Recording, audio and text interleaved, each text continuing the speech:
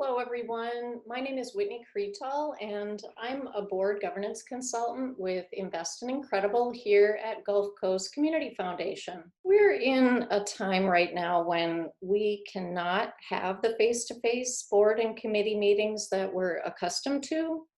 So in this webinar, we'll be looking at best practices for virtual meetings. Unfortunately, the keys to a successful virtual meeting have a lot in common with what are good meeting practices all the time. I think it's just even more important to be intentional about them. So our agenda for today will touch on 4 aspects of virtual meetings. We'll start with compliance issues, because remote meetings and voting are impacted by both state statute and by what it says in your bylaws. And then we'll talk about the challenges of governing remotely and some of the best practices that can be used to address those challenges. And finally, we'll look at some next steps to keep in mind moving forward as we come out the other side of this crisis. By way of disclosure, I am not an attorney, so my comments on compliance issues are going to reflect a general interpretation and do not constitute legal advice. So what are the underlying compliance issues? First, the statute. Florida Statute Chapter 617 regulates nonprofit corporations. And there are 2 provisions in that chapter related to meeting and voting remotely. The first of those is meeting by remote participation, and that allows for any or actually all directors to participate in a meeting through means of communication by which everyone can simultaneously hear each other. So that would include both telephone conference calls and video conferencing.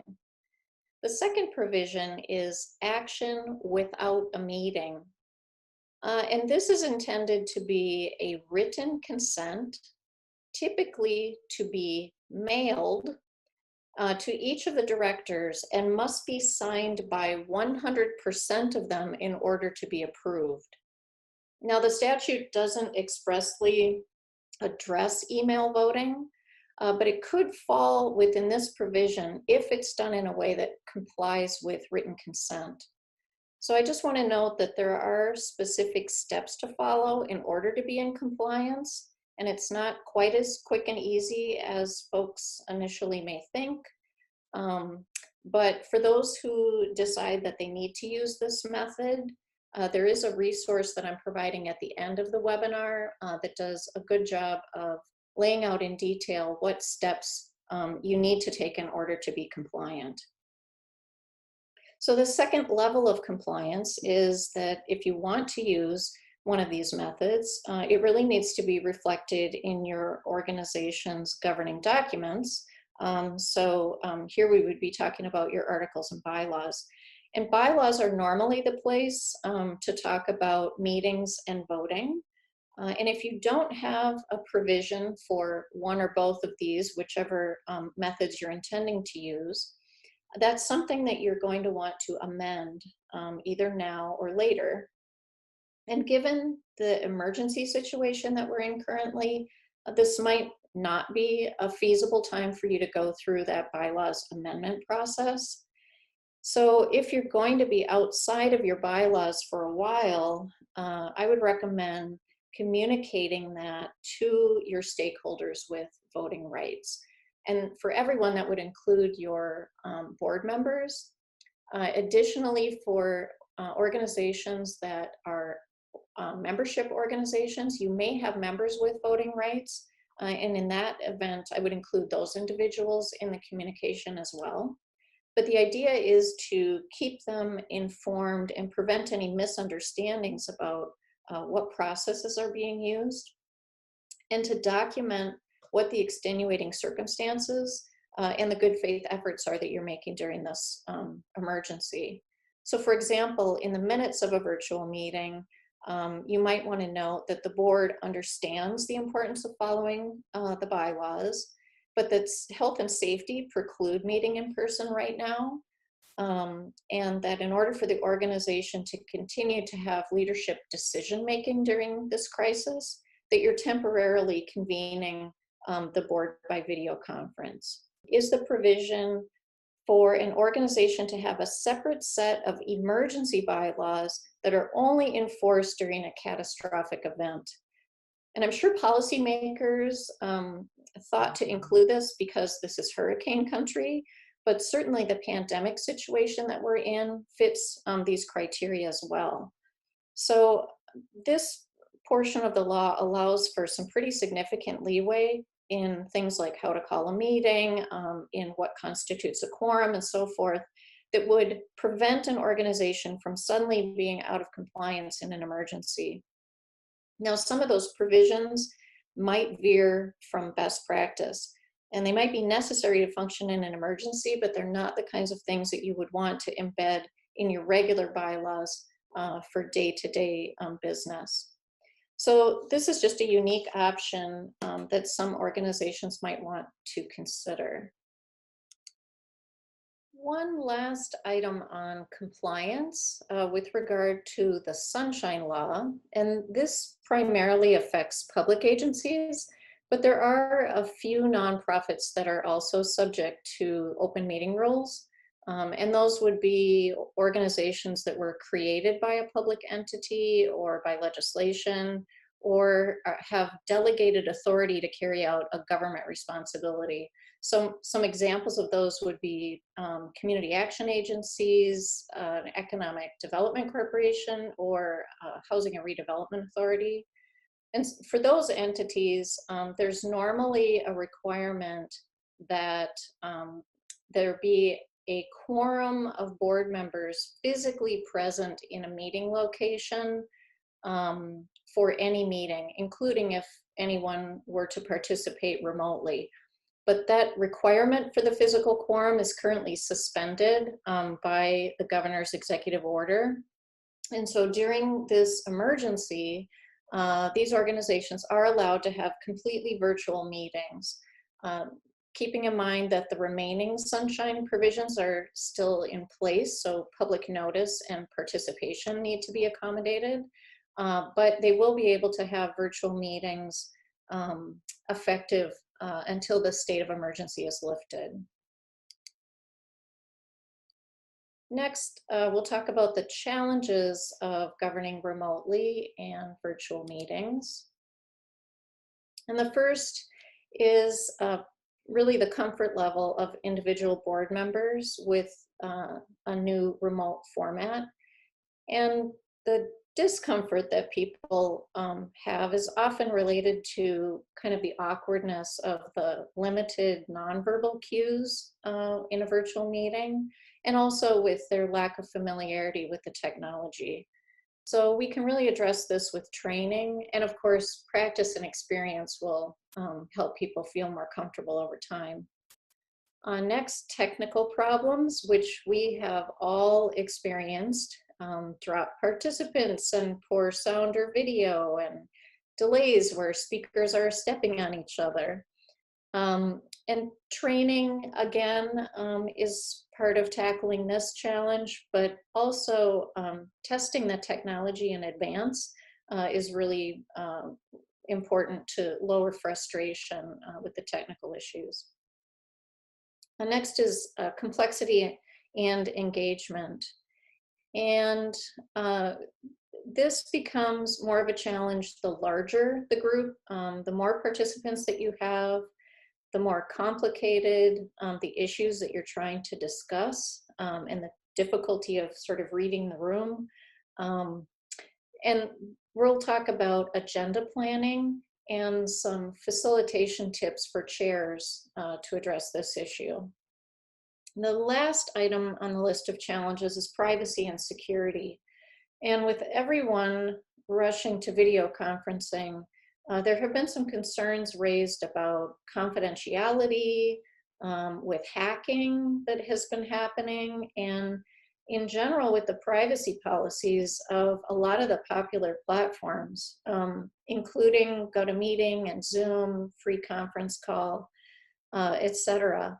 Especially with regard to their policy on collecting and sharing user information. So choosing a platform for any organization that is concerned that they deal with sensitive information, if you have a higher level of security need, there are some platforms available that are encrypted, and there is a resource that we'll refer to at the end of the webinar that might be useful for you to take a look at. Let's look at some best practices now. And I've divided this into two pieces, starting with planning for your virtual meeting. And I really can't emphasize enough that the more effort that's put into pre-planning, the more successful your meeting is going to be. So it really is a good investment of your time. So the agenda is something that the board chair and the CEO are going to want to confer to develop, with the goal being to keep it tight, ideally a 90-minute limit would be great, but certainly on the upper end, no more than 2 hours of content maximum. Otherwise, it's really difficult to keep the group focused and keep people engaged. And you really want to ask what is the most essential, the mission critical items that need to be covered in the meeting. And that's what the agenda should really be built around. One way to reduce the number of things on the agenda to keep that focus is to use a consent agenda. And routine, non-controversial items, those that perhaps have already been fully vetted and there's consensus by the board, but it needs a final vote, for example, those items could all be bundled into a consent agenda and handled with a single vote, with the caveat that, of course, the documentation for those items should still be included in the packet so that board members have reviewed those before they're voting on them. Another suggestion is to indicate a time frame for each agenda item to really keep it flowing, and including key questions that the board needs to discuss on each topic, which really allows for board members to think in advance and come prepared to talk about that specific focal question. And finally here, including a reminder on the agenda of the virtual meeting logistics, so how to dial or log in, and maybe the ground rules for the meeting, which we're going to talk about shortly. Of course, advanced materials are still important, in fact, maybe even more important. And here it says distribute at least 1 week in advance, which is still sound advice if you're meeting monthly. But in this rapidly changing situation, really without exaggeration, changing daily, you may very well need to meet more frequently. And therefore adjust accordingly, with the goal being for these items to go out with enough time in advance for board members to review them. So if you're meeting weekly, for example, or twice a month, the agreement may be that 2 or 3 days ahead of that meeting makes more sense than a week in advance. So however that's going out, whether you're emailing things or using a portal, that should include the agenda and any reports. And if there are presentations, with the intent that those are reviewed ahead, and that what will be on the screen isn't a PowerPoint like this, but the people, in order to simulate that experience of being face-to-face to the greatest degree possible.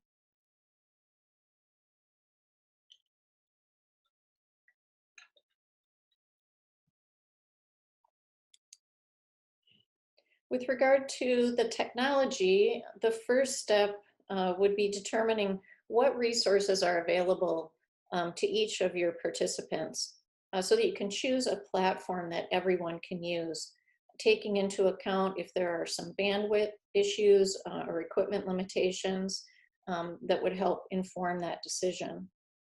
And then providing some basic training in advance. There are certainly online tutorials that people can do for self-study for most of these platforms. And another option might be some written instructions. If you have IT staff, if you're fortunate enough, they might be able to do a one-to-one orientation, or you could accomplish that by asking some of your more tech-savvy board members to act as mentors for their peers. And some of the basics to include there would be knowing how to get in and how to get back in, if disconnected, the mute and unmute, how to raise their hand if they have something to contribute. And then if you're using a video platform, how to unblock the camera and the microphone. Closely related then, the technology testing. The chair and the CEO are going to want to learn how to set up a meeting and test the host controls.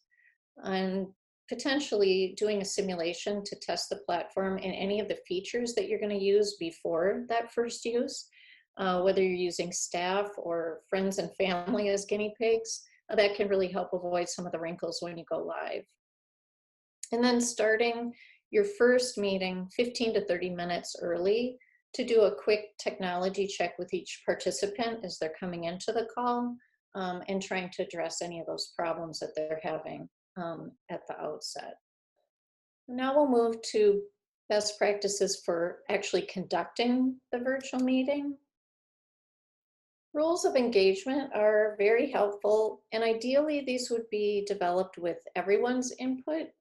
But given the current circumstances, perhaps you want to draft a set for the initial meeting, and then at the end of that session, review them with the group and find out how people felt in fact they worked and whether there are any changes that they would recommend going forward. But some suggestions to include in the rules of engagement are a commitment for board members to read the materials in advance. And this is, again, a best practice all the time so that board members are coming informed and ready for the discussion. Arriving on time, which really means getting there early and checking audio and video. Preventing background noise.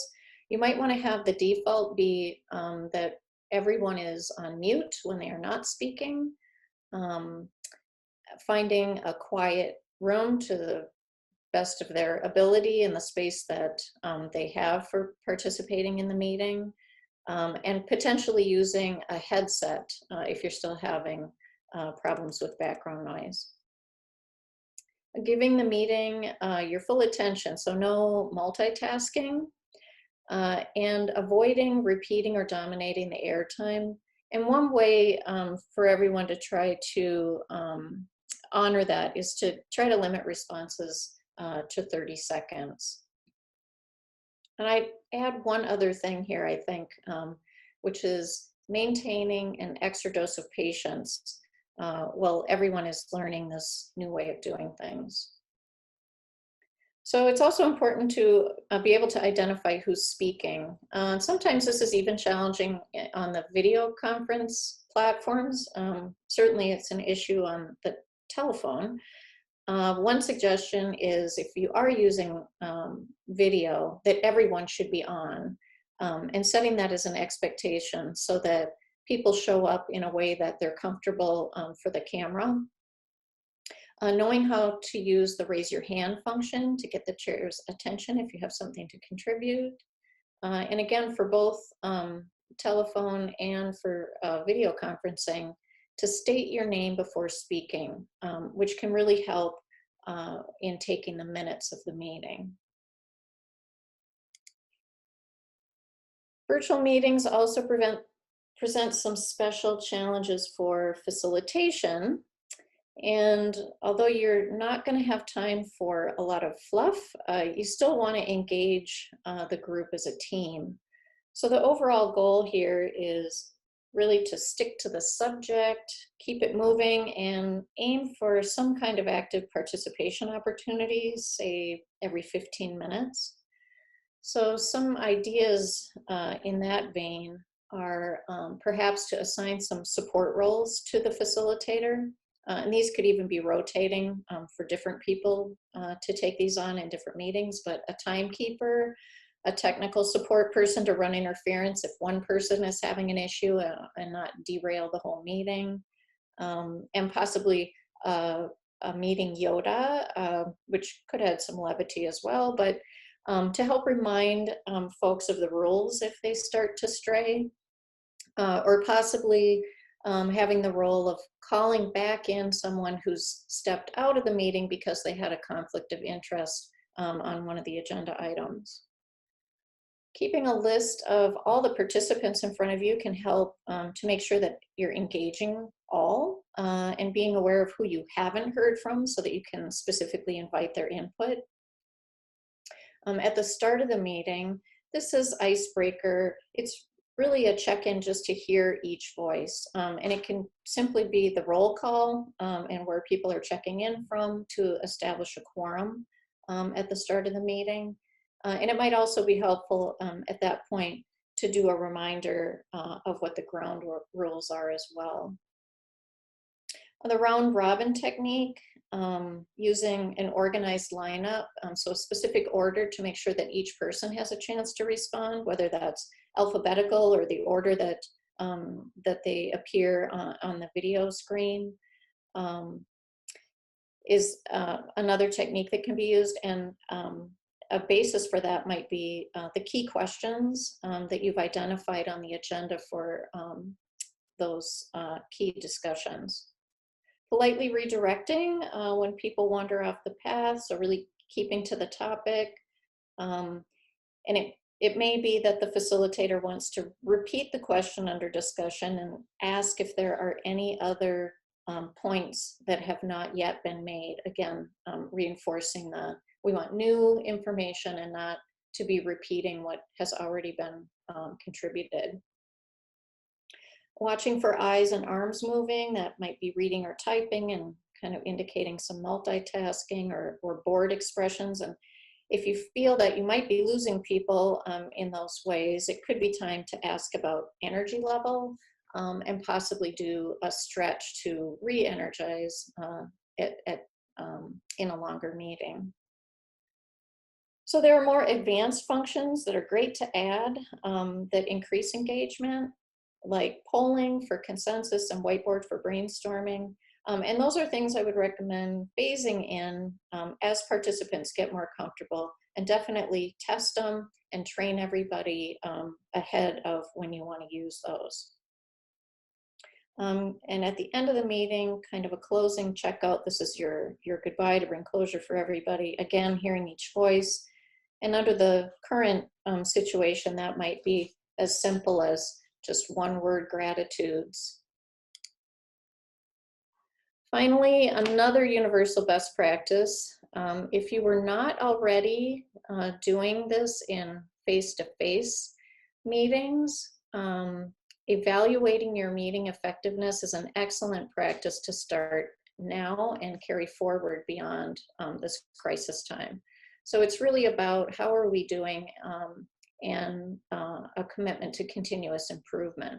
So this can be included as the final agenda item and utilizing reflective practice questions, for example, addressing both the ups and the downs.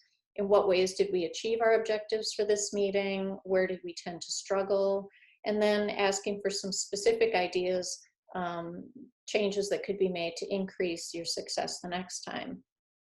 And then the chair and the CEO want to follow through by utilizing that feedback to make improvements when they're doing planning for the next meeting. Moving forward, thinking about next steps. Well, virtual meetings, as with all things, will get better with practice. So even if this is something that you've never used before and you feel that you're struggling with it right now, rest assured that things will improve with planning and practice and a good dose of patience. But as soon as the pandemic crisis is behind us, we want to remember to ratify any actions that were taken outside of the process that's laid out in your existing bylaws, to get bylaws amended to reflect any permanent changes that you wish to make. For example, if you want to have virtual meetings and allowing remote participation on an ongoing basis. And then considering whether it would be beneficial to establish separate emergency bylaws that go even further so as not to be out of compliance in a crisis in the future. And another suggestion would be to include at least one virtual meeting in your annual calendar in order to stay familiar with the process. And that would also allow for any new board members as they come in within their first year would get exposure and be able to learn the process as well. I've included 3 additional resources here. The first is Virtual Meetings Untangled, which BoardSource is making available at no cost right now. And that document gives a more complete look on virtual meetings from a non-emergency point of view. The second resource here is Protecting Privacy in the Age of Coronavirus, Digital Tools for Nonprofits. In particular, for those of you who think you might have higher level security concerns, this is the article with recommendations for some encrypted options. And others might be interested in glancing at this just in terms of the overall discussion on the privacy policies of a lot of the popular platforms that you might want to be aware of. And finally, Can Nonprofit Boards Vote by Email? And this is written by a nonprofit legal expert who does a really good job of detailing how to handle, how to properly handle action without a meeting. Well, I hope this has been helpful. And if you have additional questions or would like to request consulting support, please email us at i3@gulfcoastcf.org. Thank you, and be careful out there.